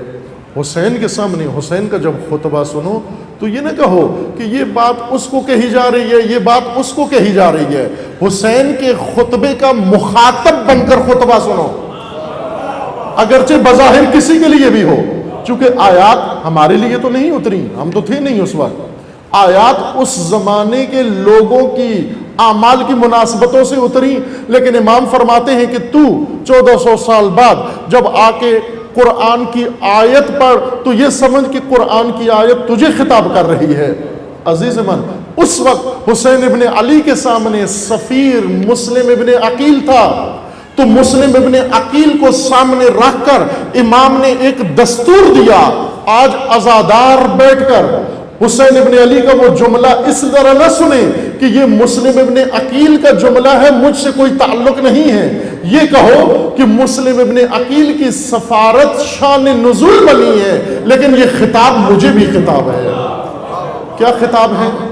فمضے، چلتے جاؤ، چلتے جاؤ، ڈرنا نہیں، پانی نہ ملے تو ڈرنا نہیں، خوراک نہ ملے تو ڈرنا نہیں، سامنے لشکر آ جائیں تو ڈرنا نہیں، ظالم آ جائیں تو ڈرنا نہیں، دہشت گرد آ جائیں تو ڈرنا نہیں، پابندیاں آ جائیں تو ڈرنا نہیں، کچھ بھی تمہاری راہ کے اندر آ جائے، فمض لوجہک، اے عزادار، اے میرے سفیر، میں نے جس سمت تجھے لگایا ہے اسی سمت بڑھتا جا، جہت نہ بدلنا، رخ نہ بدلنا۔ فمض لوجہک الذی وجہتک لہ۔ سید الشہداء کیا فرما رہے ہیں کہ میں نے یہ معرکہ شروع کر دیا ہے، یہ معرکہ ختم ہوگا جب پوری دنیا سے نشان یزیدیت مٹ جائے گا اور حق کا پرچم لہرا جائے گا، جنگ کربلا و عاشور ختم ہو جائے گی۔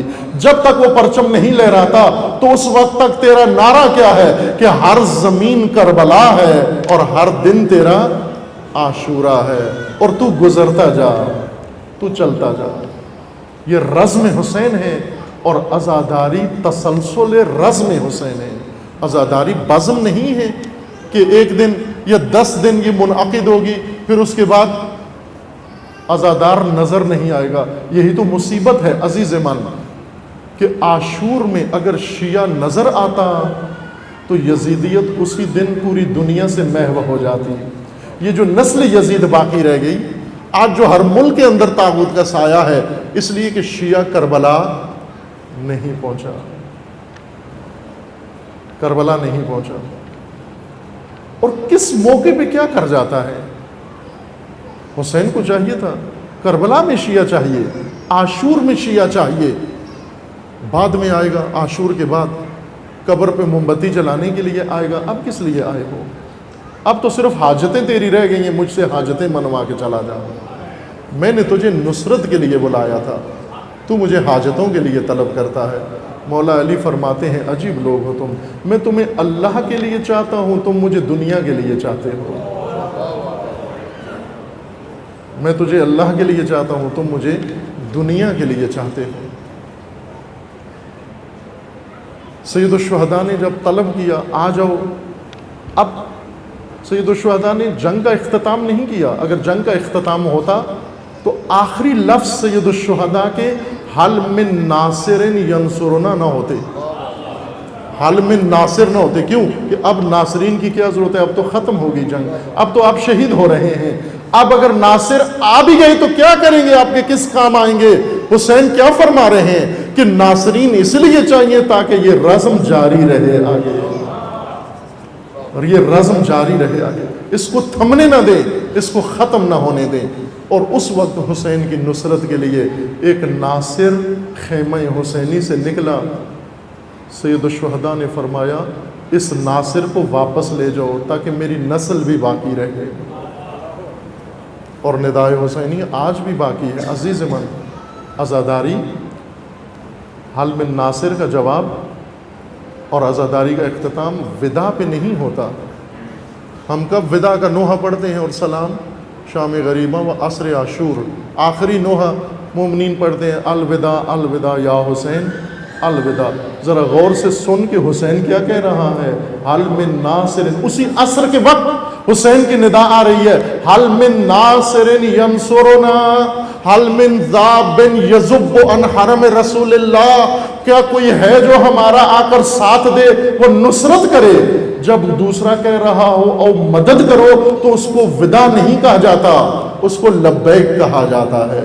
لبیک یا حسین، لبیک یا حسین، لبیک یا حسین، لبیک یا حسین، لبیک یا حسین، لبیک یا حسین، لبیک یا حسین، لبیک یا حسین، لبیک یا حسین، لبیک یا حسین، لبیک یا حسین.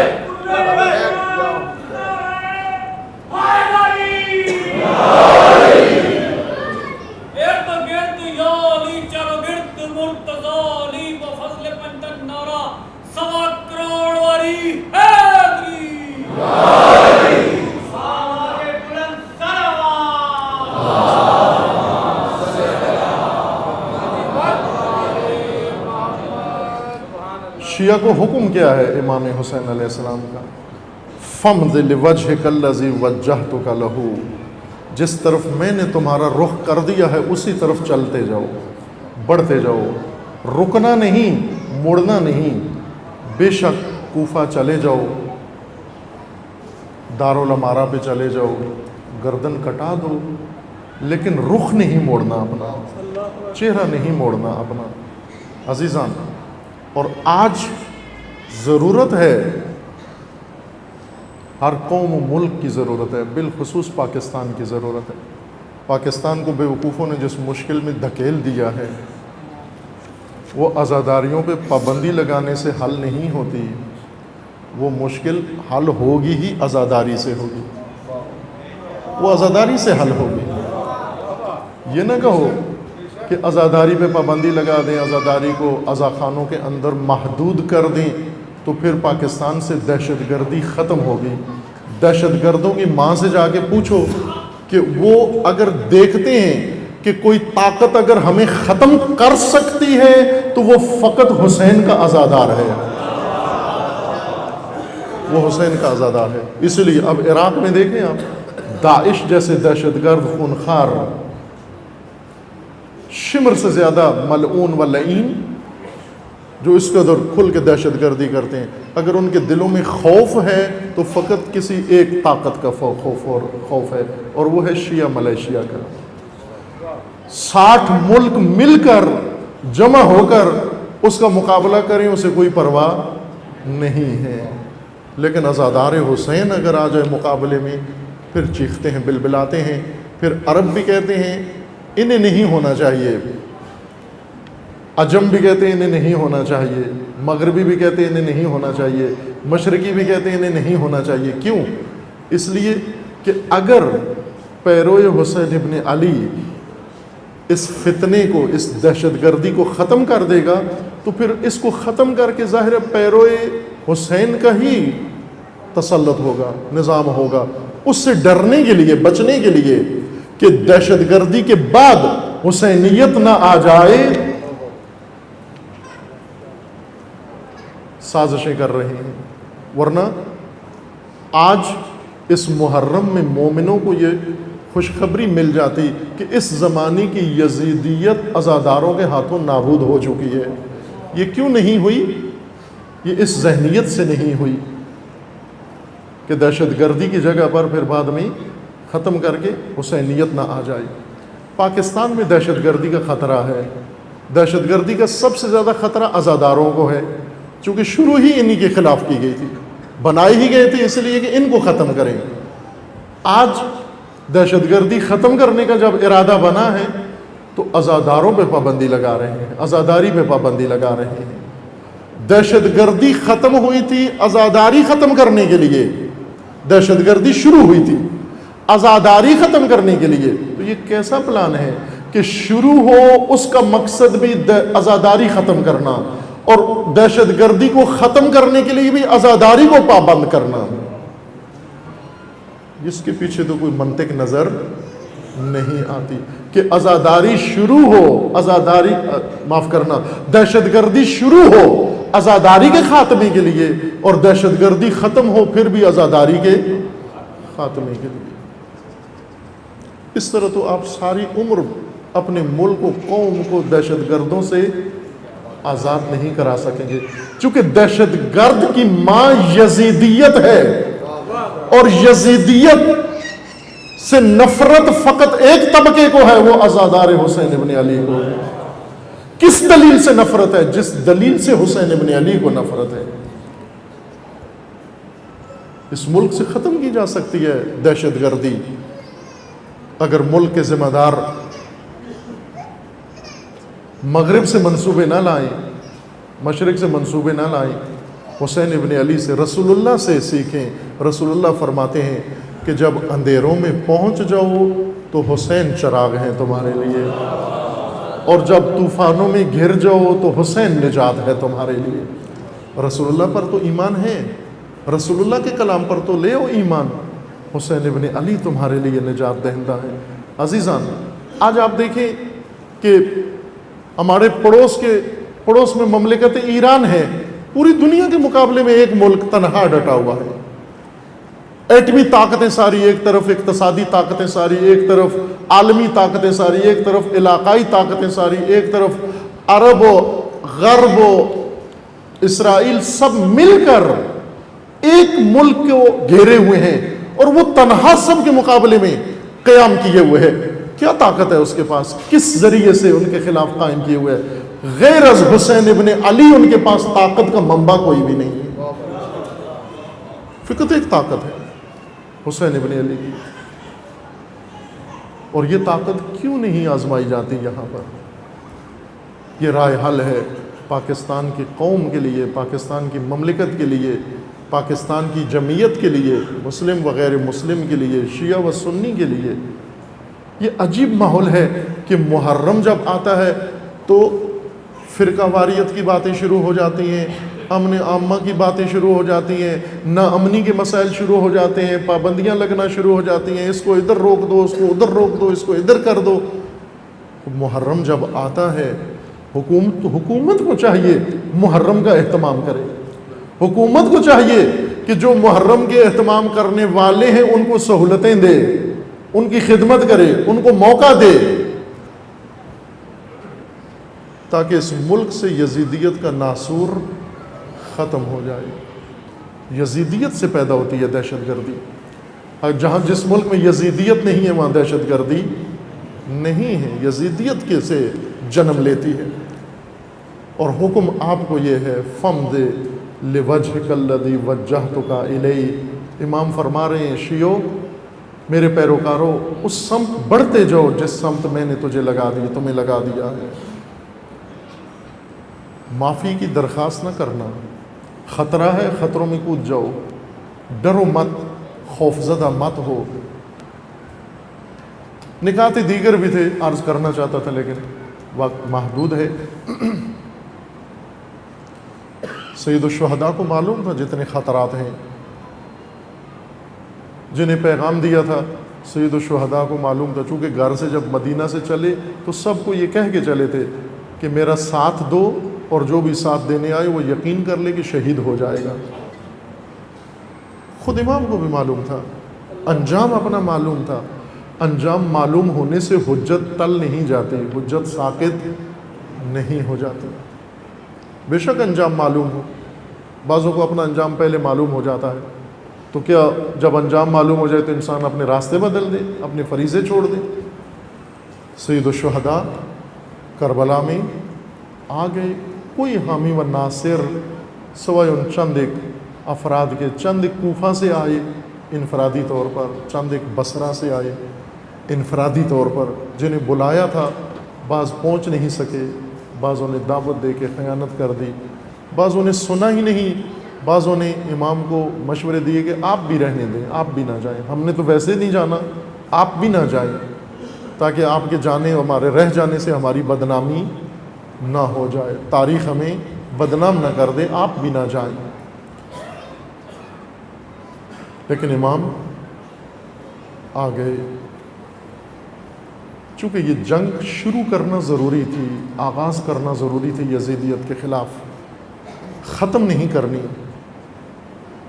اس جنگ کو امام نے کس سرمائے سے شروع کیا؟ جو کچھ میراث رسول اللہ سید الشہداء کے پاس تھی وہ سب لے کر میدان میں آ گئے، بیویوں کو لے آئے، بچوں کو لے آئے، جوانوں کو لے آئے۔ بعضوں نے لکھی ہے تعداد، سید الشہداء کے لشکر کی ترکیب کی تفصیل لکھی ہے، بہت اہم ہے، یہاں وقت نہیں، کسی اور مجلس میں عرض کروں گا کہ ترکیب کیسے تھی، جوان کتنے تھے، گھوڑ سوار کتنے تھے، جنگجو کتنے تھے، اور جن کے پاس ہتھیار تھے وہ کتنے تھے، اور ایسے افراد جو جنگ نہیں لڑ سکتے تھے لیکن لشکر میں تھے وہ کتنے تھے، بچے کتنے تھے، اور وہ جنہوں نے جنگ کی لیکن جنگجو نہیں تھے، جنگجو بنے بغیر لڑائی کی سید الشہداء کی طرف سے انہوں نے رقاب سید الشہداء میں وہ کتنے تھے۔ یہ ترکیب بہت اہم ہے جاننا، یہ ترکیب اگر سمجھ میں آ جائے تو پھر ہمیں اپنا فریضہ پتہ چل جائے گا۔ ہم جو آج اپنے لیے جواز ڈھونڈ لیتے ہیں بہت سارے، ہم پر اتمام حجت ہو جائے گی۔ سید الشہداء کے لشکر میں ایک بزرگ شخصیت تھے جن کی عمر 1 صدی سے زیادہ تھی، بعض روایت میں کہ 112 سال کی عمر کے تھے، 112 سال کا مجاہد، اس کی کمر سیدھی نہیں ہو رہی تھی اور اس کی بھویں لٹک کر آنکھوں کے سامنے حائل ہو گئی تھی۔ یہ بھی جنگ کرنے کے لیے نکلے روز عاشور، اور انہیں 2 آدمیوں نے مل کر گھوڑے کے اوپر بٹھایا، انہوں نے 3 کپڑے منگوائے، ایک کپڑے سے کہا کہ میری کمر کس کے باندھو تاکہ سیدھی ہو جائے، سیدھا نہیں بیٹھ سکتے تھے، اس سن میں انسان کمر نہیں سنبھال سکتا۔ ایک کپڑے سے کہا میری پیشانی پر بھویں اٹھا کر پیشانی پہ باندھو تاکہ مجھے کچھ نظر آئے، اور ایک کپڑے سے کہا کہ گھوڑے کے نیچے میری ٹانگیں باندھ دو تاکہ میں گر نہ جاؤں، گھوڑے سے سنبھل کے بیٹھا رہوں۔ خوب 3 پار کپڑے لائے گئے اور اس بزرگ کو اس طرح سے بٹھا کر میدان میں بھیجا، اور میدان میں جا کر اس نے رجز پڑے، تلوار نہیں اٹھا سکتا، نیزہ نہیں اٹھا سکتا، لیکن زبان چلا سکتا ہے۔ میدان میں جا کر لشکر کے سامنے اپنی زبان کو تلوار بنا لیا، شہید ہو گئے، شہدائے کربلا میں سے ہیں، کربلا کے اندر مدفون ہیں رضوان اللہ تعالی علیہ۔ توجہ فرمائیں یہاں تک، اور ادھر سے 6 ماہ کا شیرخوار، بلکہ کربلا کے ایک شہید ان سے بھی کمتر ہیں، ان کا ذکر نہیں آتا، جن کا نام عبداللہ رضی ہیں، جن کے بارے میں ہے یہ کربلا میں ہی پیدا ہوئے اور کربلا میں ہی شہید ہو گئے، ان کا ذکر نہیں آتا۔ عبداللہ رضی کا ذکر، یہ سب سے کم سن ترین، وہ سب سے مسن، یہ سب سے کم سن شہید ہیں۔ یہ لشکر تھا سید الشہداء کا۔ جب روز عاشور نبرد شروع ہوئی، سب سے پہلے سالار لشکر سید الشہداء ابو الوفا حضرت علمدار حاضر ہوئے اور آ کر اذن جہاد مانگا سید الشہداء سے۔ امام علیہ السلام نے فرمایا کہ بھیا آپ میرے لشکر کے علمدار ہیں، سالار ہیں۔ یہ تو نہیں ہوتا کہ سالار پہلے جا کر شہید ہو جائے اور لشکر باقی ہو، اس لشکر کو لڑائے گا کون؟ امام نے حکم دیا آپ لشکر کو میدان میں بھیجیں۔ حضرت عباس نے اطاعت کی اور لشکر امام کو تیار کر کے، وہ لشکر کیسا تھا جس میں عرض کیا کہ بہت تھوڑے سے جنگجو تھے، لیکن انہیں بھی حضرت عباس تیار کر کے میدان میں بھیجتے، اور پھر جب مقتل میں گرتے ندا آتی، سید الشہداء اٹھا کے انہیں گنج شہداء میں لے آتے، عباس روانہ کرتے، حسین اٹھا کر لے آتے۔ جب تمام اصحاب و انصار شہید ہو گئے، پھر جناب عباس آئے اور آ کر اذن طلب کیا جہاد کے لیے۔ سید الشہداء نے فرمایا کہ ابھی تو آدھا لشکر باقی ہے، اے عباس وہ لشکر جو تیرا زیادہ محتاج ہے وہ تو باقی ہے، ابھی تو چھوٹے چھوٹے بچے اہل بیت کے جنہیں میدان میں جانا ہے، جنہوں نے زندگی میں جنگ نہیں کی، انہیں جنگ میں تیار کر کے بھیجنا ہے میرے بھیا۔ اور پھر عباس علمدار کا یہ امتحان شروع ہوتا ہے، کبھی چھوٹے سے 13 سال کے قاسم کو تیار کر کے بھیجتے ہیں۔ بہت سخت مرحلہ تھا حضرت عباس کے لیے۔ ایسے جنگجو آئے سید حضرت عباس کے پاس، نہ ان کے سر کے سائز کا خود موجود تھا، نہ ان کے تن کی زرہ موجود تھی، نہ ان کے اندازے کی تلوار موجود تھی، نہ ان کے اندازے کا نیزہ موجود تھا۔ ان مجاہدوں کو تیار کر کے حضرت عباس نے بھیجا۔ کسی کے سر پہ امامہ باندھتے، توجہ کریں، سید حضرت عباس کی مشکل یہ تھی کہ کس طرح جنگجو تیار کروں، سر بچہ ہے، خود بڑا ہے، پہلے سر پہ اس کے دستار باندھتے، دستار کے اوپر خود رکھتے، اس خود کو نیچے سے باندھ دیتے تاکہ بچے کے سر سے خود گر نہ جائے۔ پھر بچے کو اٹھا کے گھوڑے پہ بٹھاتے اور گھوڑے پہ بٹھا کے اس کے ہاتھ میں نیزہ تھماتے، نیزے کی انی کا حصہ بچے کے ہاتھ میں ہوتا، باقی نیزہ سارا زمین پہ گھسیٹتا ہوا جا رہا ہے، اور یہ فوج حسین ہے لڑنے کے لیے آ رہی ہے۔ جب جا کر گر جاتے، ندا آتی الیہ الیہ یا مولا، پھر مولا حسین جاتے، جا کر شہید کو لا کر گنج شہداء میں۔ لیکن عزیزان، ایک وقت کربلا میں ایسا آیا کہ سالار تنہا رہ گیا، اور آ کر جھک کے آ کر ادب سے عرض کرتے ہیں، مولا اب تو لشکر ہی نہیں بچا ہے، اب سالار کی کیا ضرورت ہے، اگر ہو تو اس غلام کو اجازت دیجیے۔ سید الشہداء نے اجازت دے دی، کہا جائیے آپ کی جنگ کا وقت آ گیا ہے، لیکن بھیا جانے سے پہلے ذرا خیام میں جا کر نگاہ کر دو، بچوں کے پاس پانی نہیں ہے، پیاس کی شدت ہے، عباس مجھے معلوم ہے آپ کے بعد بچوں کے لیے پانی لانے والا کوئی بھی نہیں ہے، میں چاہتا ہوں آخری جنگ سے پہلے اگر ہو سکے تو بچوں کو پانی لا کے دو۔ جناب عباس خیمے میں آتے ہیں، آ کر ایک عجیب منظر مشاہدہ کرتے ہیں، چھوٹے چھوٹے بچے ایک بچی کے ساتھ کبھی ایک خیمے میں جاتے ہیں، کبھی دوسرے خیمے میں جاتے ہیں۔ وہ بچی ایک خیمے کو، ایک مشکیزے کو اٹھاتی ہے اور بچوں کو کہتی ہے اس میں پانی ہے، جب پانی دیکھتی ہے نہیں ہے، اس کو زمین پہ رکھ کر دوسرا مشکیزہ اٹھاتی ہے، اس میں پانی نہیں ملتا، اسی طرح ایک خیمے سے نکال کے دوسرے خیمے میں لے جاتی ہے۔ حضرت عباس کی آنکھوں میں آنسو آ جاتے ہیں، ایک خشک مشکیزہ اٹھایا اور ایک نیزہ اٹھایا اور خیمے سے نکلنے والے تھے کہ بچی بچوں کو بلا کر کہتی ہے، بچوں میں آپ کو تسلیاں دے رہی تھی، پانی نہیں تھا موجود، میں دلاسے دے رہی تھی، لیکن اب وعدہ کرتی ہوں پانی آ جائے گا، بس تھوڑی دیر انتظار کر لو۔ بچے پوچھتے ہیں بی بی اب پانی کہاں سے آ جائے گا؟ تو بی بی فرماتی ہے کہ دیکھتے نہیں میرے چچا پانی لینے جا رہے ہیں، اب پانی آ جائے گا، اجرکم ربکم جزاکم ربکم، اب پانی آ جائے گا۔ بچوں منتظر رہو۔ حضرت عباس بچوں کی تشنگی دیکھ کر گھوڑے پر سوار ہو کر گھوڑے کو فرات کی طرف لے جاتے ہیں تاکہ بچوں کے لیے پانی آئے، لیکن صف در صف پہرے لگے ہوئے ہیں۔ ان پہروں کو توڑتا ہوا علی کا بیٹا فرات میں چلا جاتا ہے، اپنے گھوڑے کو نہر میں ڈال کر مشکیزہ بھر کے نکلتے ہیں فرات سے باہر، اور کوشش یہ ہے جتنا جلدی ہو سکے یہ پانی حسین کے خیموں تک پہنچ جائے، مولا کے بچوں تک پہنچ جائے۔ جب حضرت عباس نے خیموں کا رخ کیا، عمر سعد لعین اپنے لشکر کو کہتا ہے کہ اگر یہ پانی حسین کے خیموں میں پہنچ گیا، اگر عباس اور حسین نے پانی پی لیا تو یہ لشکر کبھی بھی حسین کو شہید نہیں کر سکتا، شکست نہیں دے سکتا، یہ پانی ہرگز نہ پہنچنے پائے۔ لشکر نے گھیرا، پانی روکنے کے لیے ایک لعین آگے بڑھا، حضرت عباس کے اس بازو پہ وار کیا جس ہاتھ سے مشکیزہ تھاما تھا، بازو کٹ گیا۔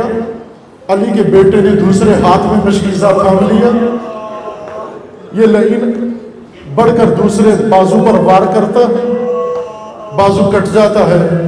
حضرت عباس نے مشکیزہ دانتوں میں تسمہ تھام لیا اور گھوڑے کو خیموں کی طرف ڈال دیا۔ عمر سعد کہتا ہے عباس کو چھوڑو، پانی کو نشانہ بناؤ۔ لعینوں نے پانی کو نشانہ بنایا، ایک لعین نے تیر مارا، مشکیزے کا سوراخ ہو گیا، سارا پانی زمین میں بہہ گیا۔ حضرت عباس نے جب دیکھا کہ اب پانی نہیں رہا، میں کس طرح سے خیموں میں جاؤں، پیاسے بچوں کے سامنے کیسے جاؤں؟ جنگ کی اجازت تو پہلے ہی لے چکے تھے، پانی ختم ہو گیا، اب علی کے بیٹے نے جنگ کا ارادہ کر لیا، اب میں جنگ کرتا ہوں۔ لیکن عزادارو، یہ تو سوچو جنگ ہاتھوں سے ہوتی، مولا کے تو بازو نہیں ہے۔ علی کے بیٹے نے جنگ شروع کر دی، گھوڑے کے موڑ میں گھوڑے کو پاؤں کے ذریعے ایڑ لگا کر موڑ دے اور جنگ شروع کر دی، پاؤں کے ذریعے جنگ شروع کر دی۔ لعینوں نے حضرت عباس کے گرد گھیرا ڈالا، ایک ملعون نے گھر سے مارا، علی کے بیٹے کے سر پہ لگا، گرز کا لگنا تھا۔ حضرت عباس نے زین چھوڑ دی، زمین پر آ کر ندا آئی، الیہ الیہ یا مولا۔ حسین نے اٹھنا چاہا، اٹھا نہیں گیا، ہر ندا پر عقاب کی طرح لپک کے شہید کی لاش میں پہنچتے تھے۔ یہ وہ ندا ہے جس میں حسین اٹھ نہیں سکے۔ فرمایا عباس، تیری شہادت نے کمر توڑ دی، میری کمر ٹوٹ گئی۔ حسین علیہ السلام نے اپنے آپ کو حضرت عباس کے قریب پہنچایا۔ روایات میں لکھا ہے حضرت عباس کی آخری سانسیں موجود تھی، سر زخمی تھا، آنکھوں میں خون آ گیا۔ مولا حسین نے اپنے بھائی کا سر اٹھا کر گود میں رکھا، آنکھوں سے خون صاف کیا اور فرمایا میرے عباس، میرے بھیا، مجھے میں دیکھ رہا ہوں بڑی تکلیف کے اندر ہو، بھیا میں ابھی خیمے لے جاتا ہوں، بہنیں مرہم کریں گی۔ جب خیموں کا نام آیا تو بولے نہیں، عباس بولے نہیں، آواز نہیں نکالی، بس آنکھیں کھولی اور ایسے سر ہلایا کہ حسین پہ ہم سمجھ گئے۔ سر ہلا کر فرمایا نہ مولا مجھے خیمے لے کر نہ جانا۔ بھیا کیوں خیمے لے کر نہ جاؤں؟ فرمایا اس لیے جب میں آیا تھا تو بچی نے وعدہ دیا تھا کہ بچوں پانی آ جائے گا، اب جب میں جاؤں گا خیمے تو بچے پیاسے بچے میں کیسے بولے پاؤں گا؟ مولا مجھے یہی پہ رہنے دیجیے، مجھے یہی پہ رہنے دیجیے۔ ماتم حسین